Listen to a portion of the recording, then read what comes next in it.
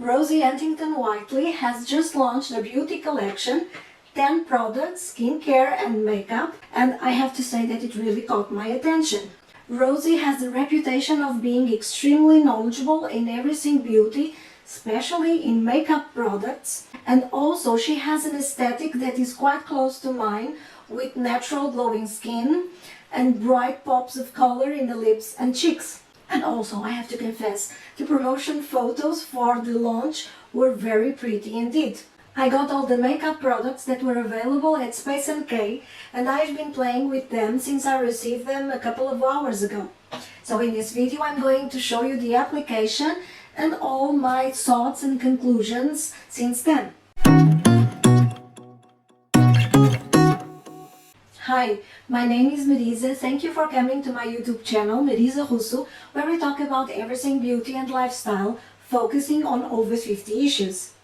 Beauty in Being is the main idea behind the brand Rose Inc., which intends to give us products that are effortless and effective, made with ingredients that are clean and clinically proven, for a result that is sensual, sustainable and natural.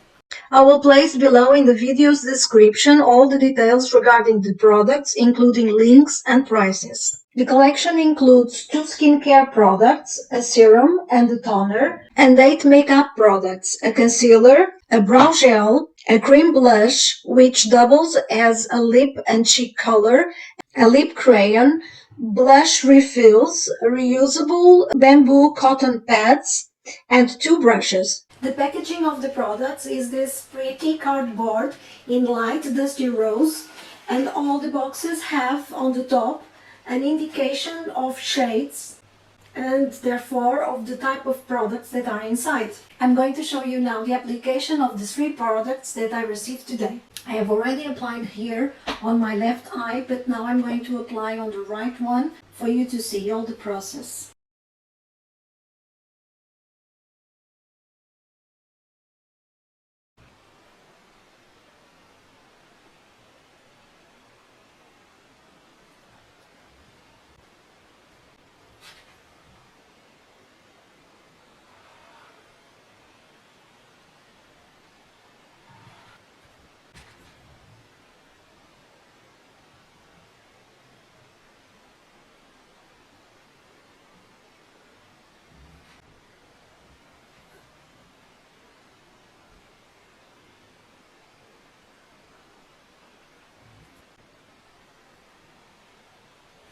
I'm going to use my finger and pat it into place.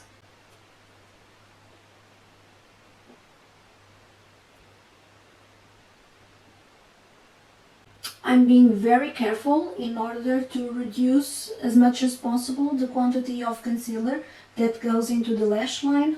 I'm going to pass the cotton bud .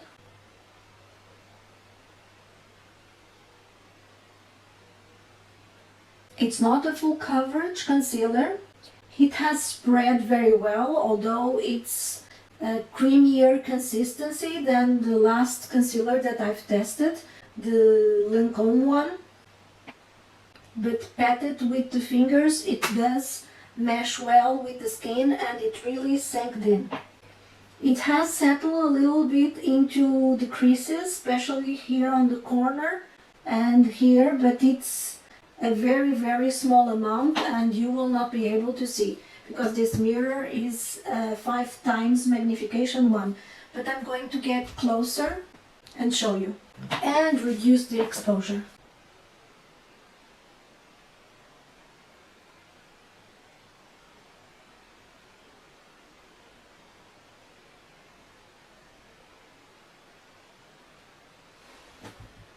It has definitely brightened up my under eye area and I like this shade. It's a little bit more gold than actually peach, but it works. It has the barest smell. It's not fragrance, it's the smell of the ingredients in it. I would say the botanicals. The coverage has built well and the concealer sets. I don't feel the need to powder it. Although, for those of you that have a less wrinkly under eye, perhaps you will like to set it with a little bit of powder just to ensure that it's totally crease-free. For me, it's a balancing act. I prefer to have a little bit of deposit on my fine lines and wrinkles than to actually have that dried look on my under eye area when I powder it, even with the thinnest of the powders. I'm going to apply a little bit on the eyelid as well. I feel the concealer is hydrating, but not as hydrating as the Power Fabric from Armani. The concealer has set a little bit here on the inside of my eyes, but it's a minimum amount. If it stays like this, I'm not mad with it. So the key now is how will it wear. I'm going to use the concealer throughout the day, and I will definitely do periodic checks to see how the situation is evolving. I have a very light coverage foundation that I'm testing at the moment, and I'm going to apply a little bit of the concealer to see how it goes on top of the foundation. I'm going to apply a little bit here on the side, here on my rosacea.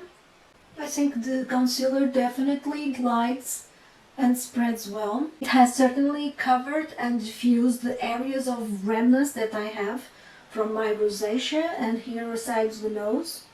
Let's go now to the brow product. It has a small brush and the shade I got is the Tint 05, Fill 05, which is a dark grayish brown, and I have already checked is fraction of a shade lighter than the natural color of my eyebrows, but it meshes very well.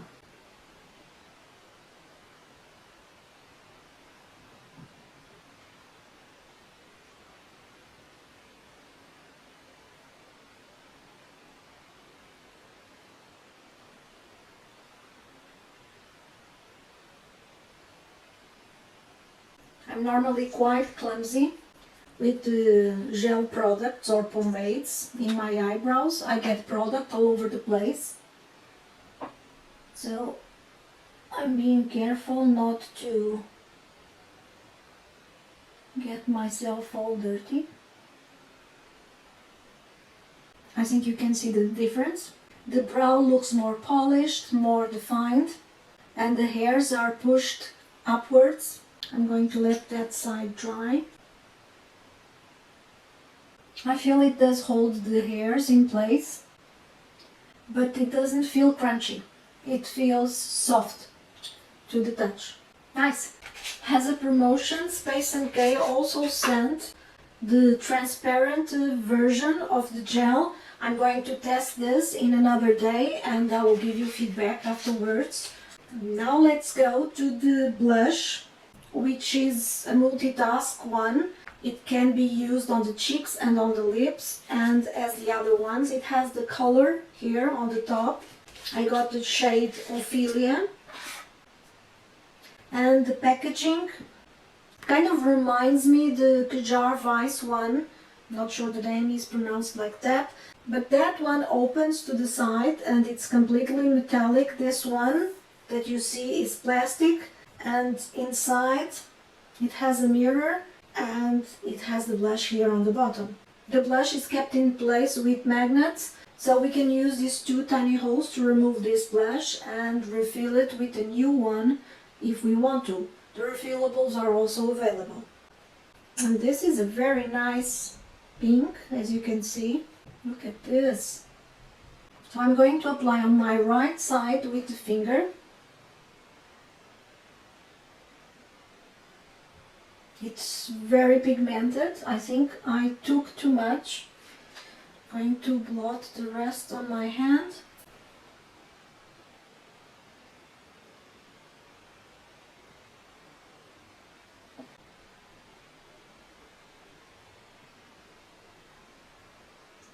I can see what they mean by radiant because I can see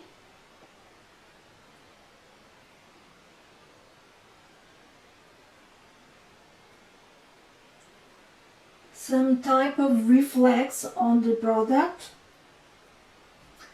but there are no micro shimmers in it. This is quite a lot. Definitely We definitely need to be careful with the formula because it's really very pigmented. I'm going to use the same brush I used today for my foundation, and I'm going to just tap a little bit, tap on my hand.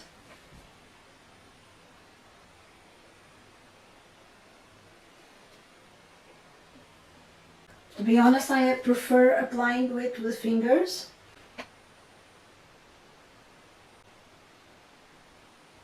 Because I think it's more smoothing to the skin. Okay, I like this blush. It has really a thick formula, creamy thick formula, and I feel it's very hydrating, and I'm going to love it in the winter. I don't know why people always prefer and talk about creamy blushes only for the summer and not for the winter. To be honest, it's in the winter that my skin is drier, and that's when I prefer cream blushes because they had another layer of moisture to the skin. So I'll definitely use this one in the winter. Let's see how it goes in the lips. I've been naughty with my tretinoin and my lips. The area around my lips is a little bit dry. I think it goes very well on the lips as well. The smell and the taste is barely imperceptible, and to me it kind of reminds me of dough. Must be the oils that are in the formula. It's not a chemical smell or taste, and I don't have any problem whatsoever with it. Perfectly fine. I actually eat sometimes raw dough when I'm making bread, for instance, but as I said, it's very, very, very faint. I thought, looking at the photos, that this shade was going to be a little bit darker. I like it on my cheeks, not as much on my lips. So I'm going to apply a lip liner to make it a little bit more suited to my skin tone. And this lip pencil is blush from Lisa Eldridge. Much better.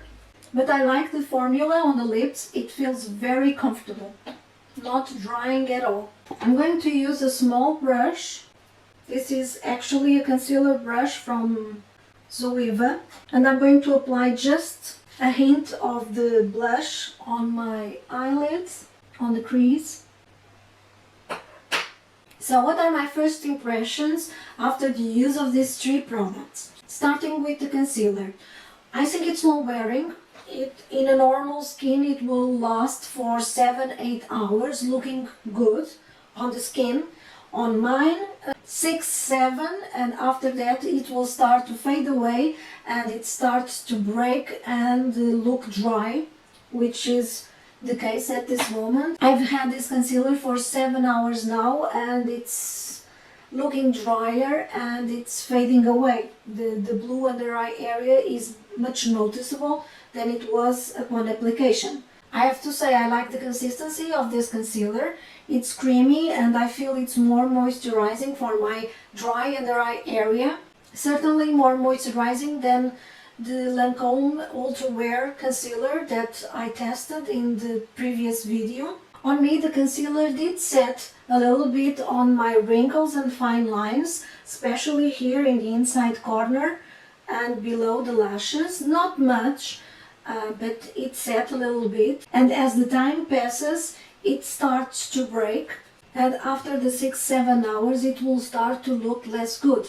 I will have to continue to test the concealer, but for now, what I think will be the result on my very complicated dry and wrinkle under eye area is that I will only be able to use it on those days in which, by some miracle, my under eye area is less dry and less dark, less bluish. I will definitely use it on my face. On my eyes, I think I would have preferred if it was a full coverage concealer, because then I would be able to apply just a thin layer to get the same coverage that I get with this in 2, and therefore the possibility of the concealer to break and to settle on the wrinkles would be less. But if you have a less complicated under eye area than me, at least one that moves less, because when I smile, you see it's the under eye area that wrinkles, not exactly the sides of my eyes. So the concealers have to be very flexible, very elastic.